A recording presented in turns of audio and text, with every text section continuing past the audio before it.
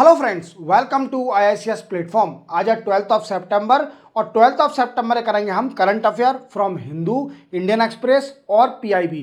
Without wasting our time video start करते हैं। First news जो मैं बताने वाला हूं वो बहुत ज़्यादा इंपॉर्टेंट है फॉर द सीनियर सिटीजन जिसकी एज 70 या अबव है, without irrespective of their income. Means उनकी इनकम कुछ भी हो, अगर वो एज का क्राइटेरिया कवर कर रहे हैं, व्हाट आई मीन्स 70 ईयर के हैं या फिर अबव 70 ईयर हैं, तो वो इस स्कीम का बेनिफिट ले सकते हैं। वो स्कीम है आयुष्मान भारत स्कीम। क्या है? आयुष्मान भारत स्कीम, जिसको हम प्रधानमंत्री जन आरोग्य धाम स्कीम बोलते हैं, जन आरोग्य स्कीम बोलते हैं योजना, जिसको हम आयुष्मान स्कीम भी बोलते हैं। क्लियर? ये सीनियर सिटीजन के लिए एक्सटेंड कर दिया है। इसको हम डिटेल में जानेंगे कि ये स्कीम क्या है। क्लियर? देन आफ्टर हम जानेंगे मद्रासा, जो मद्रासा एजुकेशन अनकॉन्स्टिट्यूशन। इलाहाबाद हाईकोर्ट ने जो 2004 में जो एक्ट आया था, UP board of madrasa education act 2004, जिसको अनकॉन्स्टिट्यूशन कर दिया था। और national commission of the protection of the child right ने अभी क्या बोला है रिगार्डिंग मद्रासा। मद्रासा में जो एजुकेशन होती है उसमें क्या सिखाया जाता है, ये अभी रिपोर्ट जो बोला है national commission of protection of child right ने, वो क्या बोला है। क्या ये सेकुलरिज्म के खिलाफ है या फिर राइट टू इक्वलिटी के खिलाफ है, इसको भी हम जानेंगे। क्लियर? देन आफ्टर मिशन मौसम। देखो, आप जानते हो कि अभी मौसम बहुत खराब चल रहा है और बरसात इतनी हो रही है, क्या बताऊं। तो क्या है, अभी यूनियन कैबिनेट की मीटिंग हुई थी, उसमें मिशन मौसम भी वीकेंड से लॉन्च कर दिया है, जो कि वीकेंड से एक्सटेंड करेगा जिस चीज को, कि जो फोरकास्ट करते हैं मॉनसून को, as well as dissemination of the information of the forecast related to weather, related to monsoon, ये सारी इंफॉर्मेशन को और एक्सटेंड करने के लिए और स्ट्रेंथन करने के लिए मिशन मौसम लॉन्च किया गया है। क्लियर? देन आफ्टर हम जानेंगे PM ई ड्राइव। देखो, आप जानते हो कि अभी वर्ल्ड में क्लाइमेट चेंज के ऊपर बड़ा डिस्कस किया जा रहा है और क्लाइमेट चेंज एक मेन टॉपिक बन गया है in every regional organisation as well as international organisation. और हमारी गवर्नमेंट ने एक स्कीम भी निकाली थी, फेम स्कीम, जिसका फुल फॉर्म है faster adoption of the manufacturing of the electric vehicle. Clear? Faster adoption and manufacturing of the hybrid and electric vehicle.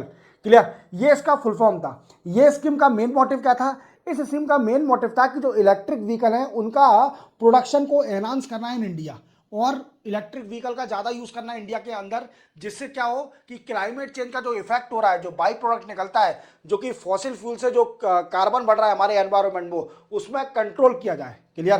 तो अभी गवर्नमेंट ने नई स्कीम निकाल दी है, PM ई ड्राइव स्कीम, और ये फेम स्कीम को रिप्लेस करेगा। तो ये स्कीम बहुत इंपॉर्टेंट है, PM ई ड्राइव जानना जरूरी है, अपन और डिटेल में जानेंगे इसके बारे में। देन आफ्टर ट्रेड कनेक्ट ई प्लेटफॉर्म, ये प्लेटफॉर्म बताऊंगा ये क्या है प्लेटफॉर्म, इस प्लेटफॉर्म के जरिए कैसे बेनिफिट मिलेगा उन लोगों को जो कि एक्सपोर्ट का काम करते हैं, उनको इंफॉर्मेशन दी जाएगी इस प्लेटफॉर्म के जरिए, वो डिटेल में समझेंगे अपन। क्लियर? देन आफ्टर प्रधानमंत्री ग्राम सड़क योजना। देखो, आप जानते हो कि अटल बिहारी वाजपेयी ने वी कैन से हाईवे को इतना अच्छा कर दिया था, प्रधानमंत्री ग्राम सड़क योजना भी लॉन्च करी गई थी, जिसमें वो जो विलेज हैं, जो अनकनेक्टेड है, जो कच्चे रोड से कनेक्टेड है, उनको ऑल वेदर रोड बनाना, कनेक्ट करना with the cities.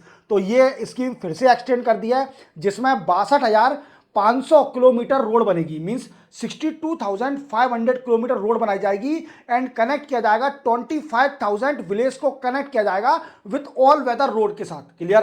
Then after हम समझेंगे PM ई बस सेवा पेमेंट सिक्योरिटी मैकेनिज्म। ये क्या है दोस्तों, कि क्या है कि गवर्नमेंट पब्लिक ट्रांसपोर्टेशन के लिए ई बस लॉन्च करने जा रही है, जिसमें 38,000 मीन्स 38,000 ई बस का वी कैन से एडॉप्शन होगा, और जिससे क्या क्लाइमेट चेंज का वही इफेक्ट है। तो ये लेक्चर बड़ा ही इंपॉर्टेंट है। हालांकि मेरा लेक्चर लेट आया है आज, वो अलग बात है, क्योंकि कुछ पर्सनल रीजन के कारण मैं 10 बजे नहीं डाल पाया वीडियो, तो पर नेक्स्ट टाइम 10 बजे डालेंगे। और ये लेक्चर बड़ा ही इंपॉर्टेंट है, इसको देखिए। चलते अपन स्टार्ट करते हैं। सबसे पहली न्यूज है प्रधानमंत्री Jan Arogya Yojana extend to senior citizen. देखो, मैंने आपको बताया था आयुष्मान भारत योजना। आयुष्मान भारत योजना क्या है? देखो, आप जानते हो कि हेल्थ इंश्योरेंस, गरीब लोग जो हैं वो प्राइवेट हेल्थ इंश्योरेंस नहीं करा सकते, तो उनका इंश्योरेंस कराने के लिए गवर्नमेंट ने क्या किया, गवर्नमेंट ने एक स्कीम निकाली थी, जिसको बोलते हैं, वो हालांकि एक्सटेंड नहीं हो पाई, universal health coverage scheme. Universal health coverage scheme means हर citizen of the India will be covered under health insurance. By government, but ये पॉसिबल नहीं है क्योंकि इंडिया की इतनी पॉपुलेशन है, हर वी कैन से सिटीजन को कवर करना हेल्थ इंश्योरेंस में इट इज नॉट पॉसिबल, और गवर्नमेंट के लिए पॉसिबल नहीं है, इतना फंड नहीं है हमारे पास। क्लियर। अब क्या है दोस्तों कि गवर्नमेंट ने जो गरीब लोग हैं उनको हेल्थ इंश्योरेंस देने के लिए एक स्कीम निकाली थी जिसको बोलते हैं आयुष्मान भारत योजना।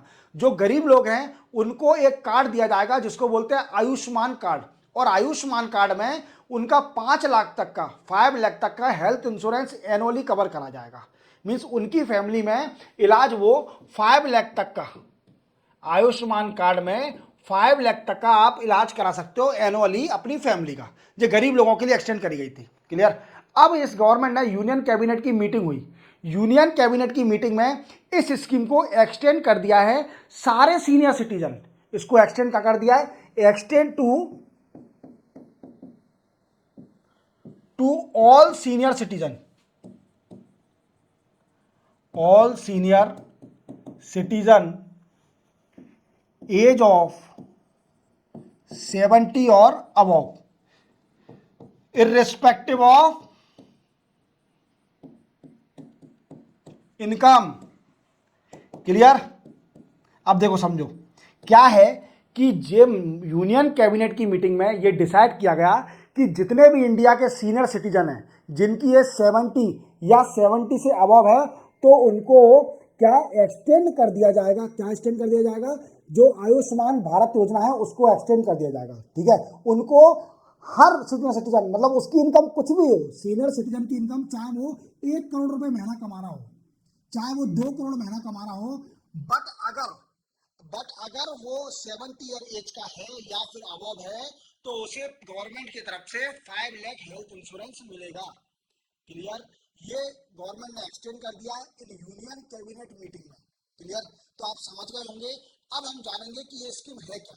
तो मैंने आपको बताया ये आयुष्मान भारत योजना, इसमें आयुष्मान कार्ड दिया जाता है गरीब लोगों को और 5 लाख तक का हेल्थ इंश्योरेंस कवर किया जाता है। कितना? 5 लाख तक का हेल्थ इंश्योरेंस कवर किया जाता है। क्लियर। अब इसी के साथ एक और बात जानने की जरूरत है कि मान लीजिए किसी सीनियर सिटीजन एक फैमिली का है और उसकी फैमिली को आयुष्मान कार्ड मिला हुआ है और वो फैमिली का मेंबर है सीनियर सिटीजन, तो क्या उसको सेपरेट आयुष्मान कार्ड मिलेगा? बिल्कुल मिलेगा। सेपरेट तो नहीं, पर उसका जो 5 लाख तक का एक्सटेंशन है, जो कवरेज है, वो एक्सटेंड कर दिया जाएगा। क्या कर दिया जाएगा? उसको एक्सटेंड कर दिया जाएगा। तो वी कैन से दैट जो प्रधानमंत्री जन आरोग्य योजना है ये इनकम बेस्ड स्कीम है। क्या है? Income based scheme. Income based scheme. Income based scheme क्या होती है कि लोगों की इनकम देखी जाती है कि वो गरीब है कि अमीर है। अगर उसकी इनकम बहुत ही कम है, वो बिलो पॉवर्टी लाइन में आता है, तो उसको आयुष्मान कार्ड मिलेगा। इतना समझ में आ गया? इतना समझ में आ गया। देन आफ्टर हम समझेंगे कि ये डिमांड बेस्ड स्कीम भी है। Demand based scheme. Demand based scheme क्या होती है? जब भी डिमांड जैसे ही बढ़ेगी इस स्कीम का कवरेज भी बढ़ जाएगा। क्या होगा? इस स्कीम का कवरेज भी बढ़ जाएगा। तो सीनियर सिटीजन जितने भी हैं जिनकी ये 70 ईयर है और अबव है, वो अब उनको आयुष्मान कार्ड दिया जाएगा। उनकी इनकम नहीं देखी जाएगी, चाहे वो 1 करोड़ कमाते हो, चाहे 2 करोड़ कमाते हो महीने के, चाहे 1 लाख कमाते हो, चाहे 10,000 कमाते हो, चाहे उनकी पेंशन 50,000 आ रही हो, चाहे उनकी पेंशन 1 लाख आ रही हो। उनको सिर्फ एक क्राइटेरिया है 70 ईयर की एज होना चाहिए और 70 ईयर से अबव होना चाहिए, तो उनका आयुष्मान कार्ड उनको मिल जाएगा जिसका हेल्थ कवरेज है 5 लाख रुपीस। कितना दोस्तों? 5 लाख रुपीस जिसका हेल्थ कवरेज है। तो जितने भी सीनियर सिटीजन हैं उनकी फैमिली में जो भी बच्चे देख रहे हैं सीनियर सिटीजन हैं, तो आप भी अप्लाई कर दीजिए अपने सीनियर सिटीजन। अगर आपके घर में कोई है जिसकी 70 ईयर एज है या उससे ज़्यादा है तो उनके लिए अप्लाई कर दीजिए, आयुष्मान कार्ड मिल जाएगा, 5 लाख तक का हेल्थ कवरेज हो जाएगा। क्लियर। चलते अपन नेक्स्ट न्यूज पर। नेक्स्ट न्यूज है मद्रासा एजुकेशन अनकॉन्स्टिट्यूशन। देखो दोस्तों, आप जानते हो कि हमारे इंडिया में मद्रासा स्कूल अलग है जो कि मुस्लिम पॉपुलेशन को एजुकेशन देते हैं, madrasa school. But in madrasa school में कई सारी रिपोर्ट आपने पढ़ी होगी, इन मद्रासा स्कूल में प्रॉपर एजुकेशन नहीं दी जाती। कुछ मद्रासा जो स्कूल हैं उनमें उल्टी सीधी एजुकेशन दी जाती है। मीन्स इस्लाम को सुपर बताया जाता है। मीन्स उनकी जो किताबें हैं, इवन एनसीईआरटी का यूज़ भी नहीं करा जाता, क्योंकि ये मैंडेटरी है कि आप अगर प्राइमरी एजुकेशन और सेकेंडरी एजुकेशन पढ़ा रहे हो तो एनसीईआरटी बुक का यूज़ करा जाए। क्योंकि एनसीईआरटी की बुक, मतलब हम यूपीएससी में पढ़ते हैं एनसीईआरटी की बुक, तो वो क्या है, क्लियर। पर उनकी अलग बुक चलती है जिसमें बताया था कि इस्लाम हमारा सुप्रीम है, इस्लाम रिलीजन सुप्रीम है। और आप जानते हो कि हमारी इंडिया एक सेकुलर कंट्री है जिसमें आर्टिकल नंबर 14 बोलता है कि राइट टू इक्वालिटी, क्या बोलता है, राइट टू इक्वालिटी। और हमारा इंडिया एक सेकुलर कंट्री है, मीन्स हर धर्म बराबर है, कोई धर्म छोटा नहीं है, कोई धर्म बड़ा नहीं है, सब धर्म अपनी जगह है, सब धर्म बड़े हैं, मतलब सब धर्म बराबर हैं, क्लियर। कोई छोटा बड़ा नहीं है, सब धर्म एक जैसे हैं, क्लियर। तो देखो क्या है कि अभी मैं आपको बताता हूं कि 2004 में एक एक्ट आया था, UP board of madrasa education act 2004। देखो ये UP board of madrasa education act आया था 2004 में। अब इस एक्ट में क्या था दोस्तों, ये बोर्ड जो है ये रेगुलेट करेगा जितने भी उत्तर प्रदेश के अंदर मद्रासा स्कूल हैं, जितने भी मद्रासा स्कूल हैं इनको रेगुलेट करेगा। क्या करेगा, ये बोर्ड करेगा रेगुलेट ऑल मद्रासा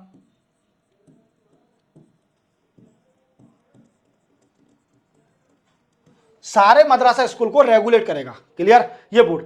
बट क्या हुआ कि इलाहाबाद हाईकोर्ट ने इस बोर्ड को अनकॉन्स्टिट्यूशन बता दिया। क्या बता दिया, इस बोर्ड को इलाहाबाद हाईकोर्ट ने अनकॉन्स्टिट्यूशन बता दिया।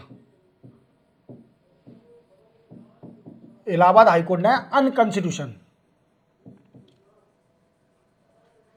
क्यों बता दिया अनकॉन्स्टिट्यूशन, रीजन क्या दिया, रीजन ये दिया कि ये आरटीआई एक्ट को फॉलो नहीं कर रही है। It is this board is against the secular policy of the India और the right to equality under article number 14। Means ये बोर्ड है, ये अगेंस्ट है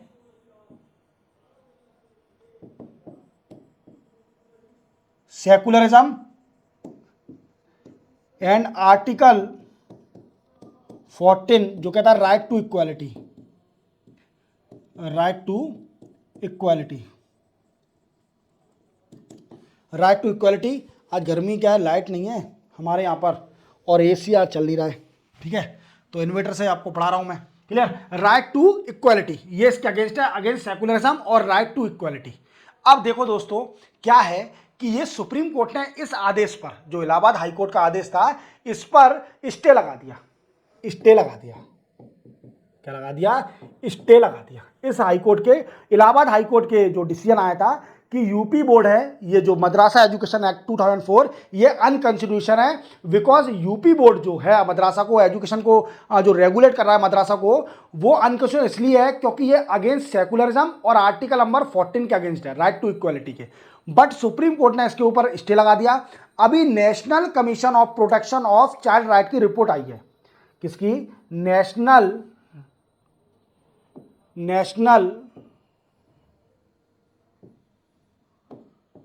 commission of protection of child right, इसकी रिपोर्ट आई है, clear. National commission of protection of child right की report आई है। इसमें बोला गया है कि जितने भी मद्रासा स्कूल है यूपी के अंदर, मद्रासा स्कूल है, ये आरटीआई एक्ट के अगेंस्ट है, मींस राइट टू एजुकेशन के अगेंस्ट है, क्योंकि ये हमारे इस्लाम अपने धर्म को सुप्रीम बताते हैं, सुप्रीम बताते हैं। और क्या है कि ये against right to education, right to education and against we can say secular, और ये जो मुस्लिम धर्म को सुप्रीम बताते हैं। इतना समझ में आ गया, ये रिपोर्ट में बोला गया। अब देखते हैं फाइनली क्या होता है मद्रासा के बारे में, इतना हम जानेंगे, क्लियर, आप इतना समझ गए होंगे। बट एक और बात याद रखना, ये मद्रासा जितने भी स्कूल हैं ये एग्जाम्प्ट है फ्रॉम राइट टू एजुकेशन। क्या है, ये एग्जाम्प्ट है राइट टू एजुकेशन एक्ट से, क्लियर। तो याद रखना कि ये जितने भी मद्रासा स्कूल हैं ये एग्जाम्प्ट हैं from right to education act 2009।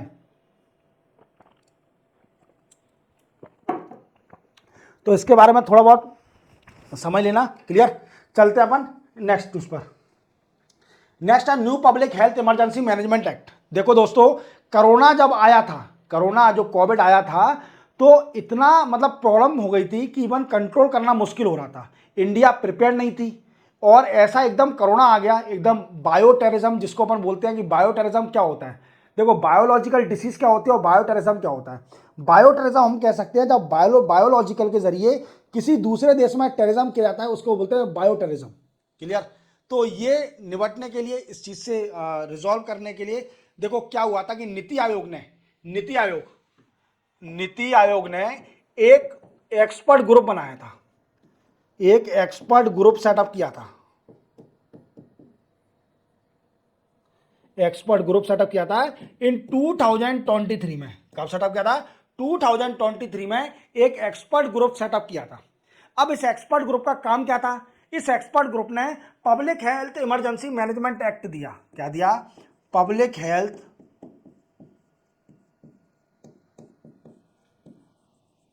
Emergency management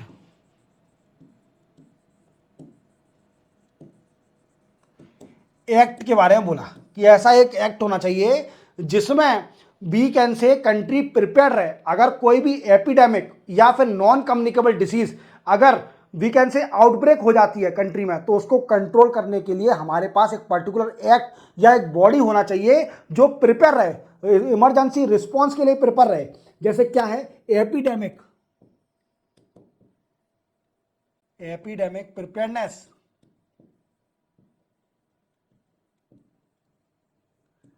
and emergency response के लिए प्रिपेयर रहे। एपिडेमिक प्रिपेयरनेस और इमरजेंसी रिस्पॉन्स के लिए प्रिपेयर रहे। इस ग्रुप का जो एक्सपर्ट ग्रुप था, इसकी रिपोर्ट आ गई है और इसने बोला है कि new public health emergency management act आना चाहिए जिसमें एक बॉडी सेटअप करे जो कि प्रिपेयर रहे। अगर एपिडेमिक आता है या फिर नॉन कम्युनिकेबल डिसीज आउटब्रेक हो जाती है हमारे कंट्री में, तो उससे निपटने के लिए प्रिपेयर रहना चाहिए, क्लियर।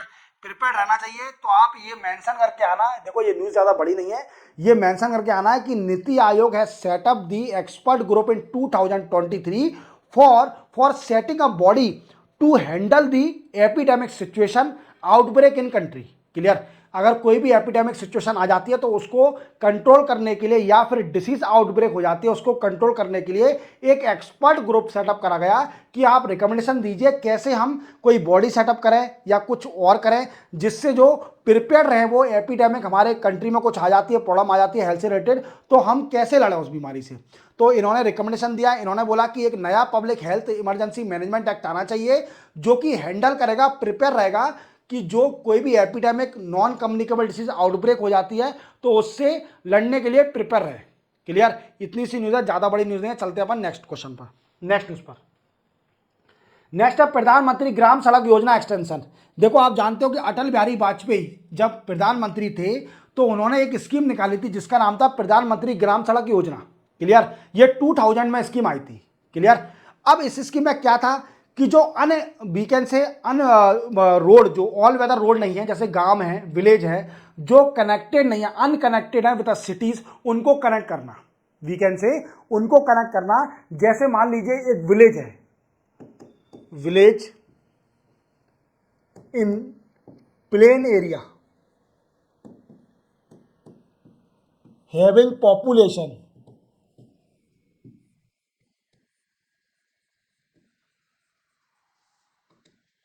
500 और above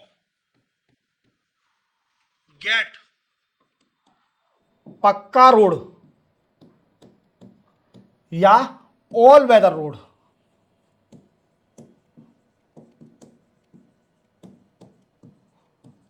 clear. All weather road set up करा जाएगा। अब इसको एक्सटेंड कर दिया है मोदी साहब ने यूनियन कैबिनेट की मिनिस्ट्री में, यूनियन कैबिनेट की मीटिंग हुई थी, मिनिस्ट्रियल मीटिंग, उसमें यह अप्रूव कर दिया है कि प्रधानमंत्री ग्राम सड़क योजना का एक्सटेंशन होगा। दूसरी कंडीशन क्या है? Village in hilly tribal North East state having population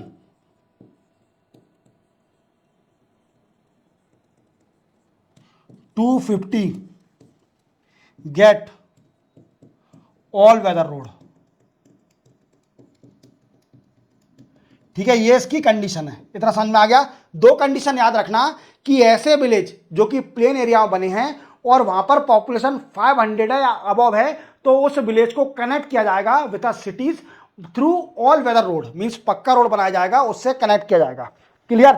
दूसरा है ऐसे एरिया, ऐसे विलेज जो कि हिली एरिया में है या ट्राइबल एरिया है जिसकी पॉपुलेशन 250 है, तो उस विलेज को कनेक्ट किया जाएगा विद अ सिटी थ्रू पक्का रोड और ऑल वेदर रोड। क्लियर। ये दो कंडीशन है।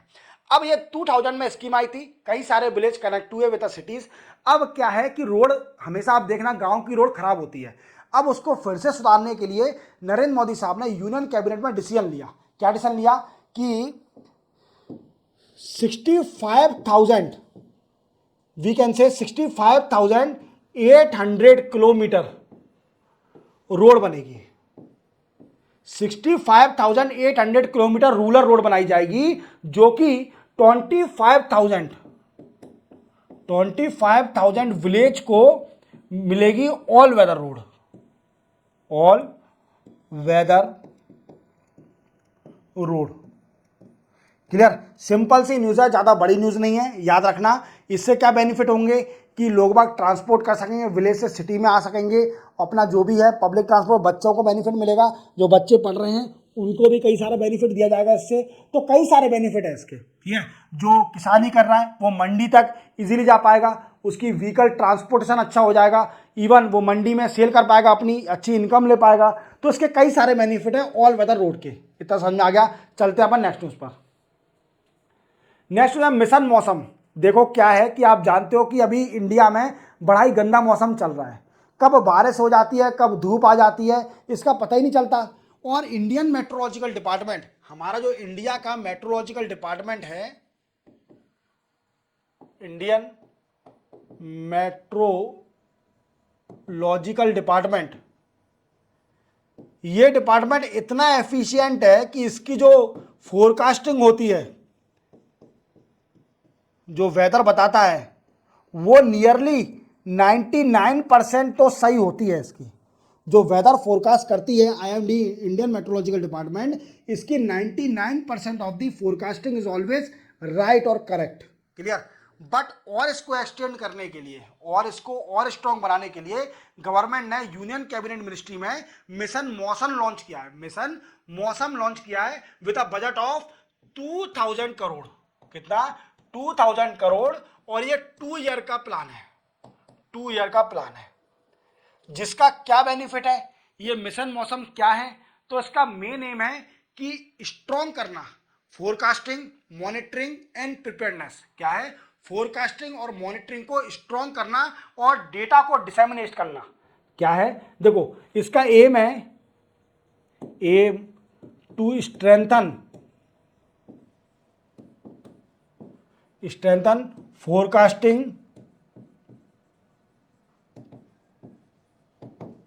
Monitoring, dissemination of information disseminate करना, dissemination of information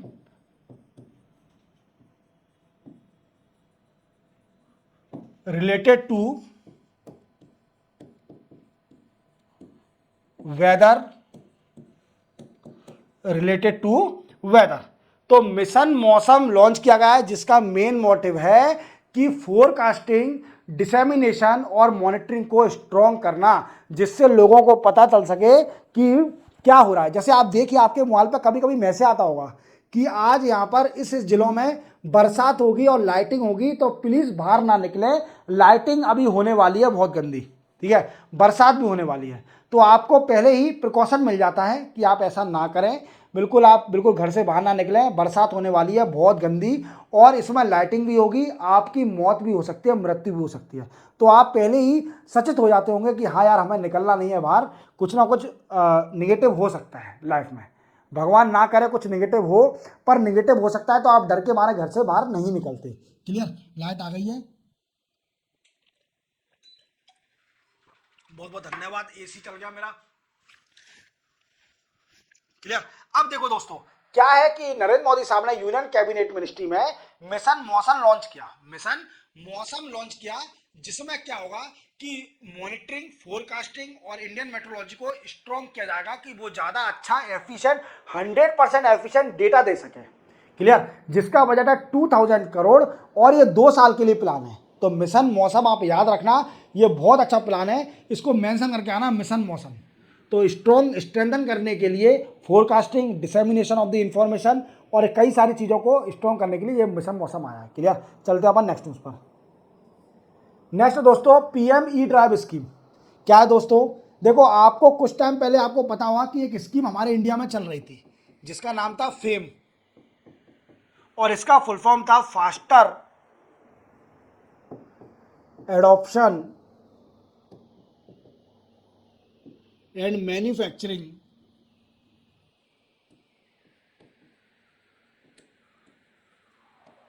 electric vehicle.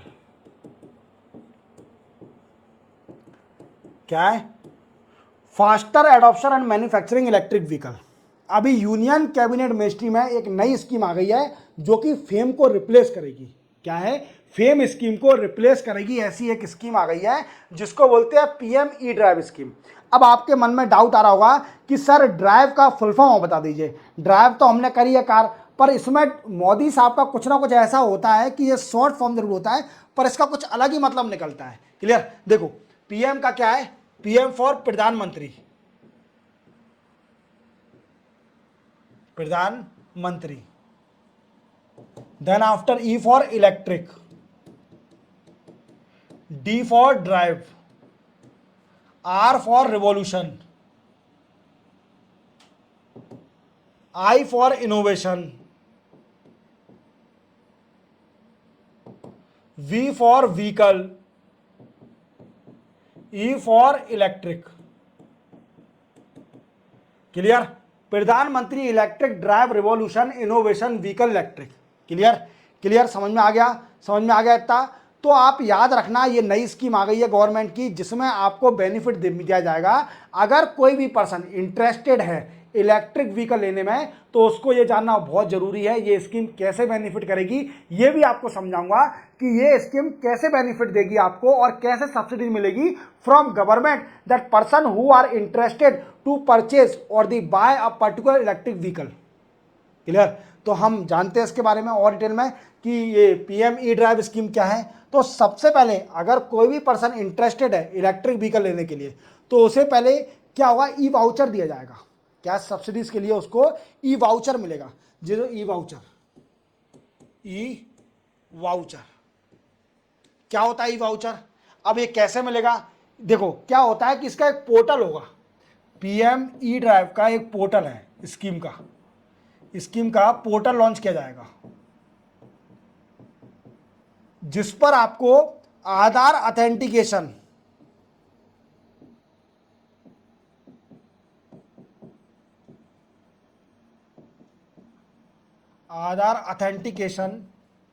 E voucher मिलेगा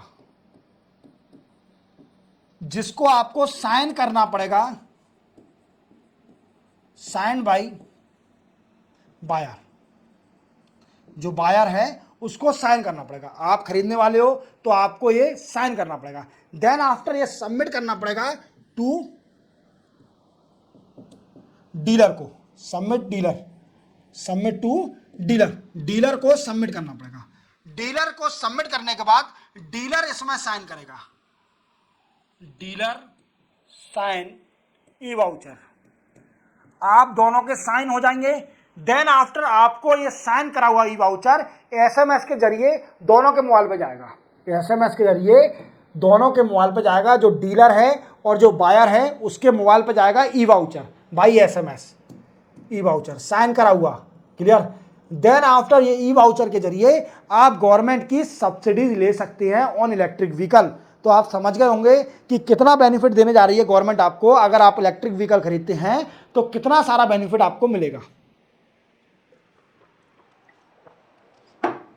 तो याद रखना, जो फेम है faster adoption and manufacturing electric vehicle, उसको रिप्लेस कर दिया है by E drive, electronic drive revolution innovation vehicle electric. Clear, इससे इसको रिप्लेस कर दिया है। इसमें ई वाउचर मिलेगा आपको, जिसका बेनिफिट है आपको सब्सिडीज मिलेगी। क्लियर, चलते हैं अपन नेक्स्ट न्यूज पर। नेक्स्ट है ट्रेड कनेक्ट ई प्लेटफॉर्म। देखो दोस्तों, ये एक प्लेटफॉर्म आया है, इलेक्ट्रॉनिक प्लेटफॉर्म। इसके जरिए जितने भी एक्सपोर्टर हैं उसको इंफॉर्मेशन दी जाएगी। इस प्लेटफॉर्म का मेन एम है aim to provide information of import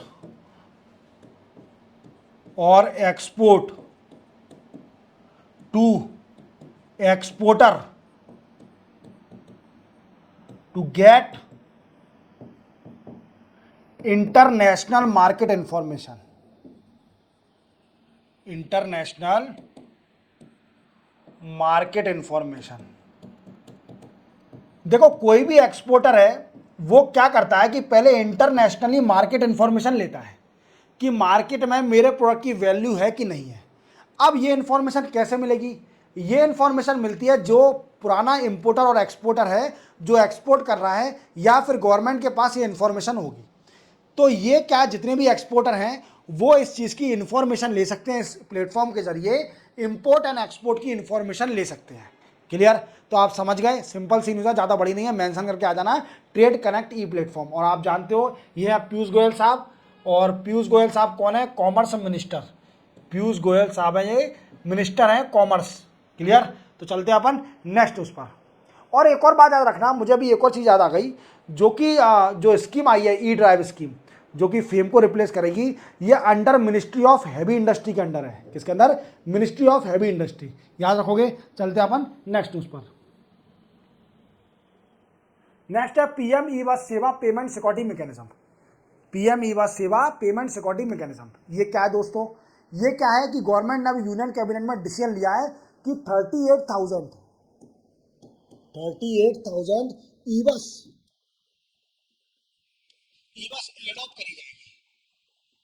ई बस एडॉप्ट करी जाएगी और ये यूज करी जाएगी पब्लिक ट्रांसपोर्टेशन में। क्या यूज करी जाएगी? पब्लिक ट्रांसपोर्टेशन में यूज करी जाएगी। क्लियर, इसको यूज करेंगे पब्लिक ट्रांसपोर्टेशन में ई बस को। क्लियर, तो सिर्फ ओनली इसका मेन मोटिव यही है कि ई बस जो इलेक्ट्रॉनिक बस है उसका प्रमोशन करना हमारे इंडिया में, और इंडिया में इसका स्प्रेडिंग करना है अच्छी तरह से। क्योंकि आप जानते हो कि जितने भी फॉसिल फ्यूल व्हीकल है ये बाई प्रोडक्ट क्या निकालते हैं? कार्बन निकालते हैं, जो कि एनवायरमेंट में जानता है, और उससे क्या डायरेक्टली इफेक्ट होता है? क्लाइमेट चेंज का। और climate change the main point in regional as well as international organisation. World में क्या है, अभी क्लाइमेट चेंज के ऊपर कई सारा डिस्कस किया जा रहा है। क्लियर, तो इसी के साथ 12 सितंबर के करंट अफेयर कंप्लीट होते हैं। चैनल को सब्सक्राइब और बेल आइकन प्रेस करना ना भूलना। मिलते हैं हम कल 13 सितंबर को नए करंट अफेयर के साथ। तब तक के लिए जय हिंद।